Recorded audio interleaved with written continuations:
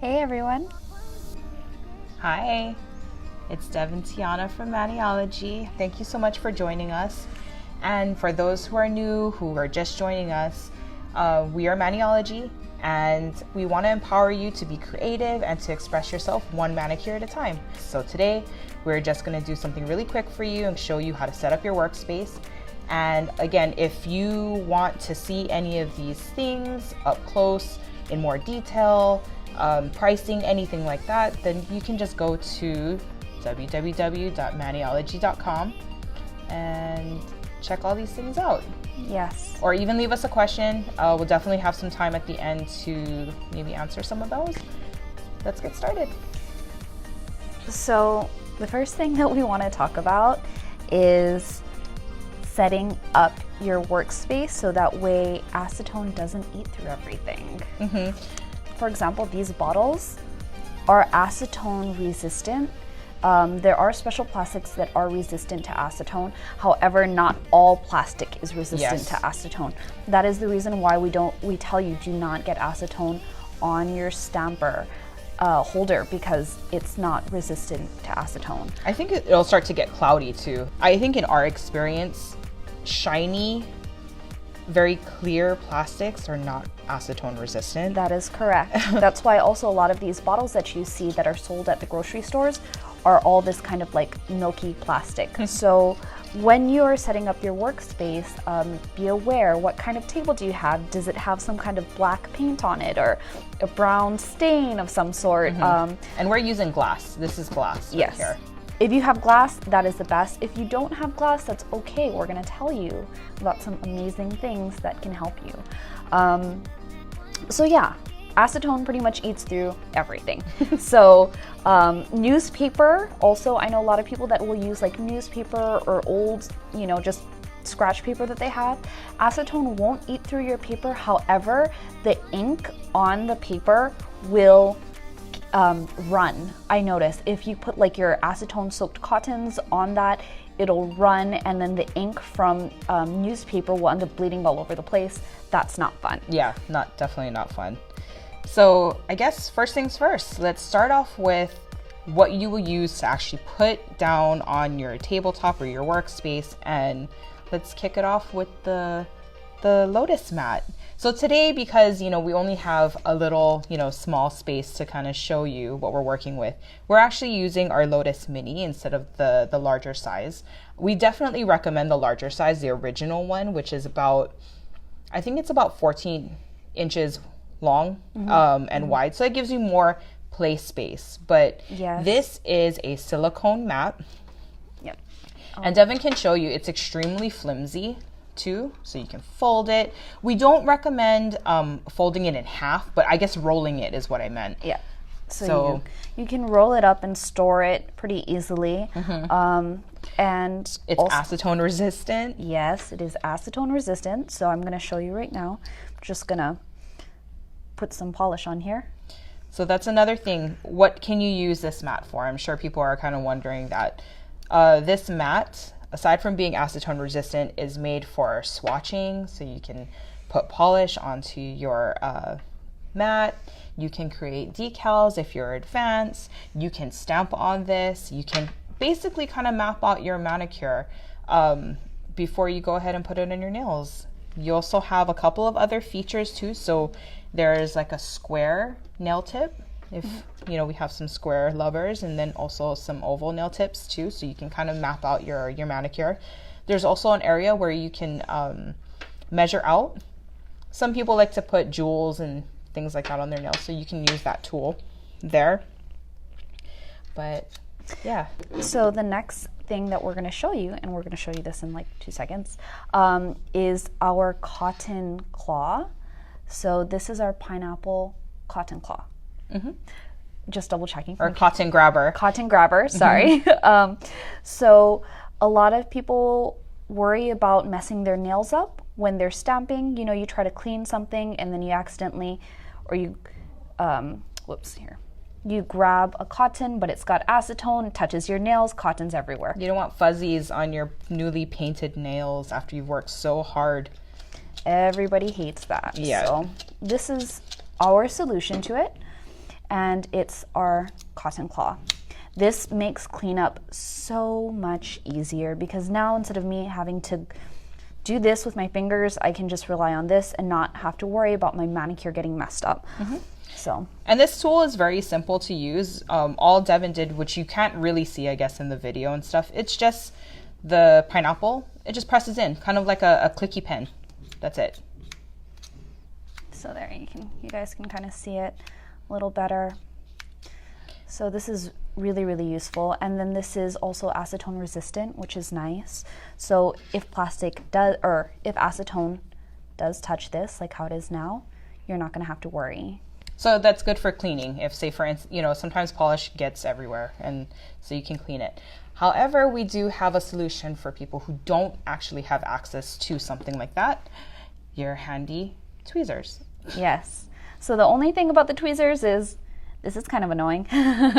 You know, you can't... A limited space to actually grab the cotton. You really have to like wedge it in there, and then, but you can still do the same thing.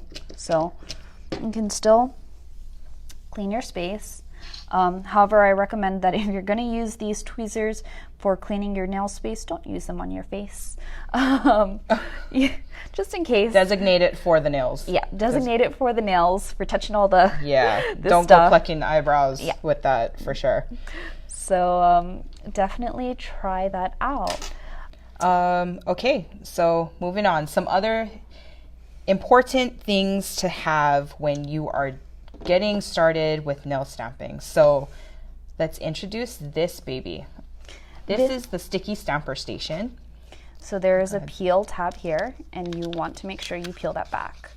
You can use this to plan out your manicure, write your notes or whatever, and you can also use this side, which you can see is glossy, to do decals on actually. Oh, can we see the gloss? Oh, Yeah, there you go. you You can kind of see a sheen. Yeah. So this glossiness is perfect for creating decals, reverse stamping on it. And sometimes what I'll do is I'll just fold this up. So that way if I have notes, I can look back at it. And also, you know, usually you don't need the whole sheet when you're working. You just need a half sheet. And you can clean off your stamper just like that. So how simple that is. Yeah. And that also, I also use these sheets too. Like, say for instance, if you need to kind of isolate or kind of clean off your stamper, if you've picked up a design that's maybe like you over picked up, you could also use it for that too. Yeah, this pad is extremely important to have on your workspace. And it also comes with refillables. Yep. So once you've run out of your last sheet, don't worry. We have refillables for this. So you can keep your beautiful little pad here in your case. Yes. However, I want to actually give you guys another solution if you do not have the sticky stamper station, or if you need to clean off your stamper, is Scotch tape. Yes. Scotch tape works wonderfully with that. We love Scotch tape. So Scotch tape. If you don't have the sticky stamper, you need something sticky, Scotch tape is a really good solution. And the other thing is placement of these items. So if you're a right-handed person, the things that you're going to need the most should be close to your right side. So for example, if I'm stamping and I quickly need to clean off my stamper, it makes sense for me to just go to the right versus having my stamping station over here, and then I have to cross over. Those kinds of things make it very inconvenient. Yes, I do agree. That's another thing about setting up for success and properly organizing your workstation, because the act of stamping is like a 7-second, act in between, from the time you put the polish down on your plate to the time that you're scraping and picking up. Everything needs to happen very quickly to the time that you put it onto your nail. So making sure that your workspace is set up so you can do all of these acts from the scrape, stamp, is very important. So we set up our polishes and things like that as if we were going to stamp. Usually, of course, they wouldn't be laying down on their side like this. We're only doing this so that way you guys can see it, because if we showed it from the top up, you would just see black bottles. So we light it down on the side so you can see what kind of things that we usually like to have. So usually in a regular setup, you want to have a cuticle protector. That way it also helps your cleanup game. You don't have to spend hours and hours cleaning up. So if you've never seen this helpful little tool, Dev, can I use your finger? Yep, sure, go right ahead. Okay, I'm sorry. I'm trying to do this on the camera so everybody can see. But basically, this is a cuticle protector. This is our Mani mask. And what this helps you with is to make cleanup a whole lot easier.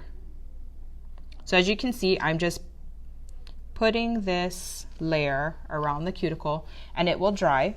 Yep. I am going to glob it on because it makes it a little bit easier for me to pull it off.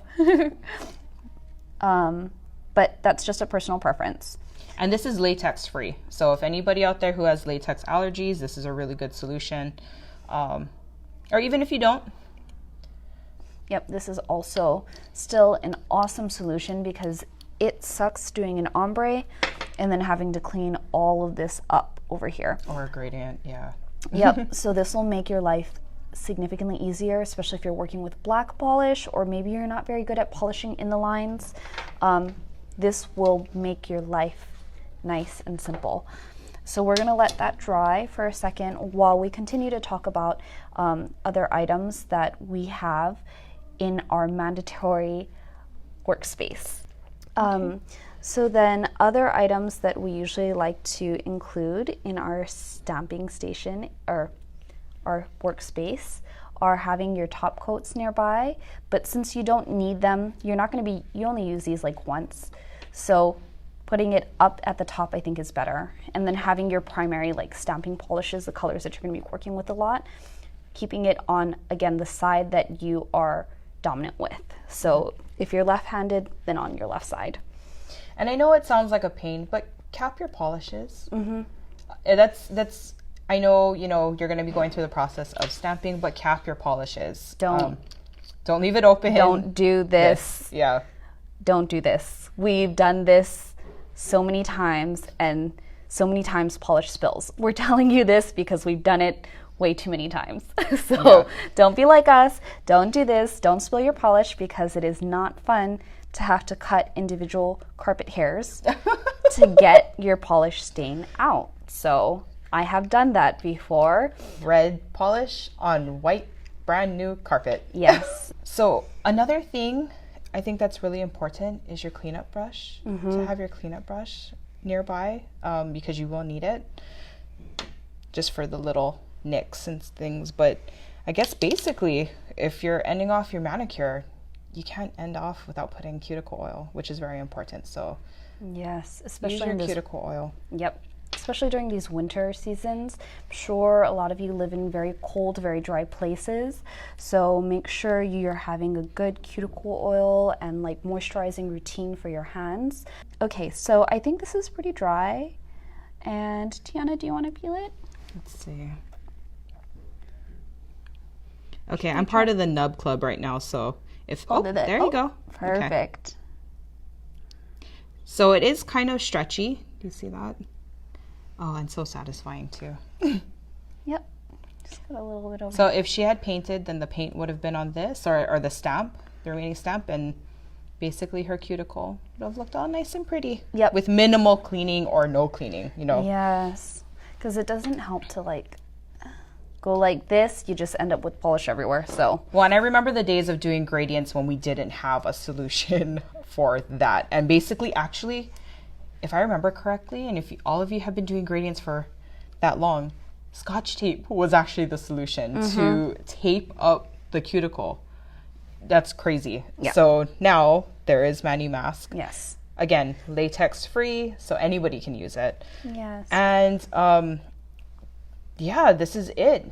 To have a successful stamp is to have the tools ready, available for you, and set up in a really nice fluid way so it makes stamping as easy as possible for you. And we actually do have a little hack as well that we want to show you. So our coworker, Carol, she showed us this really awesome trick that she does to also make it easier when she's cleaning up and she has a little glass jar with a plastic cover. I haven't really seen these glass jars, but they look like the baby food size containers with like the wide mouth. Yes. She says she doesn't fill it all the way to the very top with cottons because we don't know if this is acetone resistant.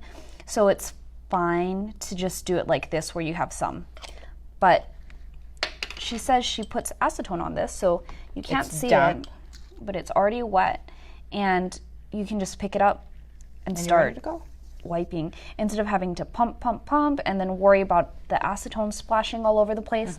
For those of you who do have the pump, you do know that sometimes happens. When you pump this thing, sometimes it splashes out. Yeah, I've had that happen. Yep, and then it ends up splattering on, something maybe you didn't want acetone to touch.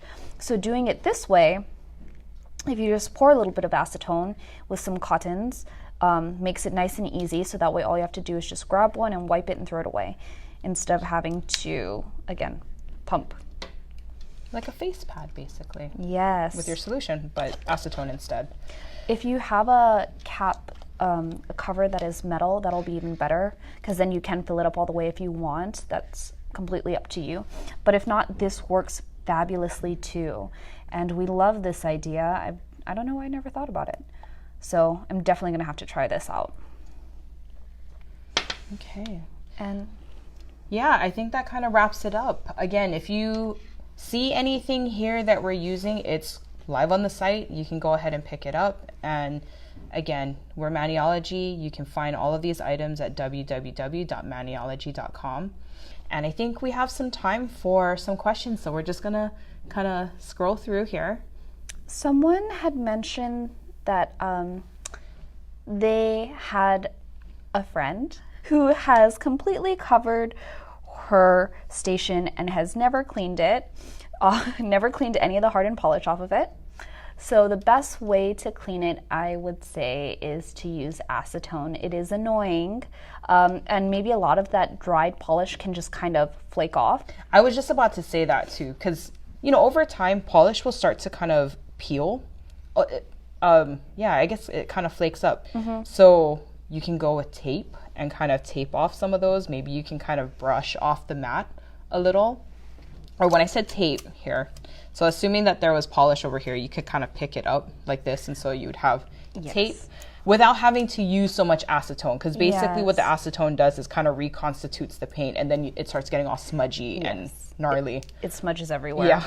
So you can use tape. You can even use these stamping station pads. Like if you wanted, you could just take one and go over and get as much excess off as you can.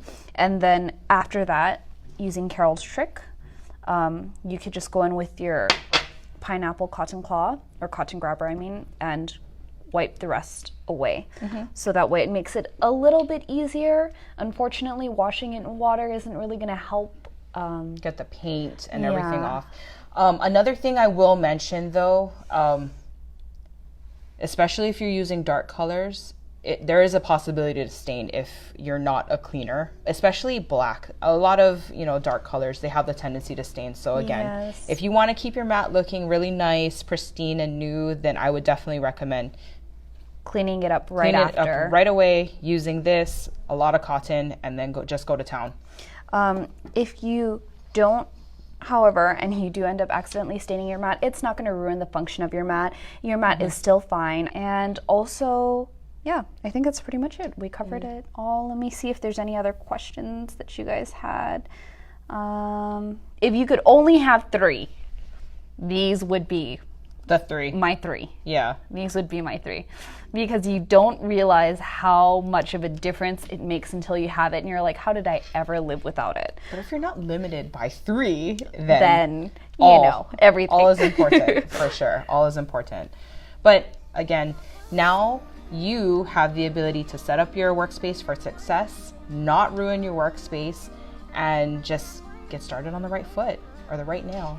So just make sure you guys keep a lookout for our notifications, and we are going to be doing these weekly segments where we talk about all kinds of fun different stamping topics, stamping hacks. So we're trying to make sure that we keep these things like very, very simple for you guys and let you know what our favorite tips and tricks are. Thank you so much for joining us. Yeah, take care. Yep. Bye. Bye.